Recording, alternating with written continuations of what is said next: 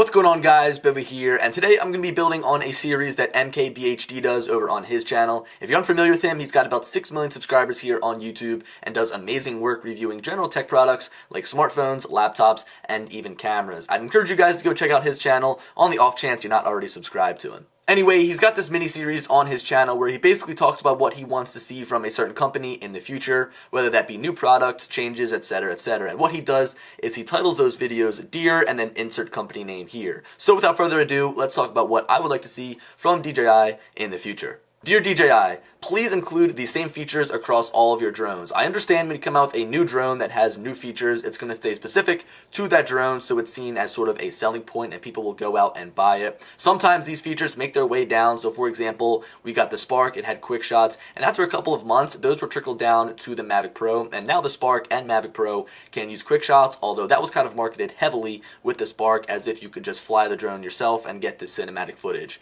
Anyway, there are a bunch of little features on some of these drones that haven't made their way over to other drones. A great example of this is with the Mavic Pro, which has a feature where you can actually zoom in straight through the DJI Go app. You can only do this when shooting in 1080p, and what it essentially does is shoot in 4K and then crop that image down as you increase your zoom. Yes, I know you can always just crop in post, but being able to line up your shot already zoomed in can be pretty beneficial, and not to mention, you can get a better look at things with your drone when zoomed in. Let's say you use your drone for surveying purposes. You don't need to go too close to buildings or towers, as you can just zoom in.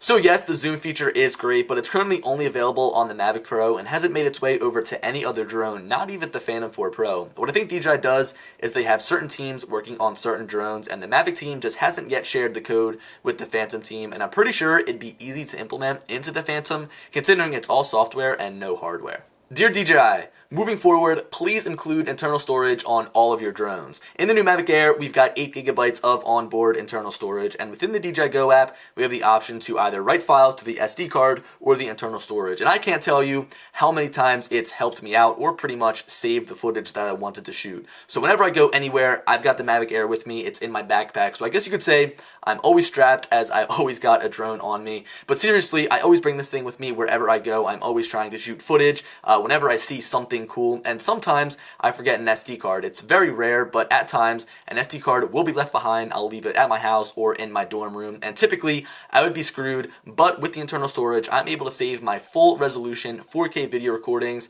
and it's just a blessing. Considering the Mavic Air is their newest drone, I wouldn't see them dropping this feature, but if they were to only add internal storage into the Mavic Air and not into, let's say, the new Mavic Pro or the new Phantom 5 or Phantom 4 Pro 2, it would be a total letdown and a total tease, as this is something I've been preaching ever since I first started my YouTube channel. I think internal storage is helpful and vital to have in a drone. And something else I think would be really cool is to keep that USB Type-C port. I love how DJI is always pushing the boundaries, I guess you could say, and kind of pushing the future forward, as USB Type-C is the future. Dear DJI, please drop Lightbridge for OcuSync. For those of you who may be unfamiliar with these terms, they are the transmission systems used by the Mavic Pro and the Phantom series. So the Mavic Pro uses OcuSync and the Phantom series uses Lightbridge. Lightbridge is awesome, don't get me wrong, it served its purpose. It's got great range, great streaming quality, and also you rarely experience any sort of interference, except for if you're around, let's say, a tower, like a cellular tower or a power plant, then things start to get a little bit dicey. With the Mavic Pro, OcuSync has come along, which is DJI's newest transmission system that gives you the great range, great reliability, and also great transmission feed that Lightbridge did. But with OcuSync, you are able to connect multiple devices wirelessly. That's what allows you to use the DJI goggles with the Mavic Pro wirelessly, while still using the remote connected to a mobile device with the DJI Go app open. Maybe rather than totally killing off Lightbridge, we could see some sort of upgrade. So I think right now on the Phantom 4 series, we're on Lightbridge 2, and we could always see Lightbridge 3 with improvements past OcuSync, but it kind of puzzles me that right now on the Phantom 4 series we have an inferior transmission system to the Mavic Pro, even though the Phantom series is pretty much considered a step above the Mavic series. And now finally, to wrap this video up, dear DJI, please update the Osmo series. I'm not talking about the Osmo Mobile with the new Osmo Mobile 2, I'm talking about the Osmo gimbal with the camera built in, the Zenmuse X3. I personally own the Osmo Mobile 1 and the Osmo Mobile 2, but I know that Ken Herron uses the Osmo Mobile with the ZenMuse X3 built in, also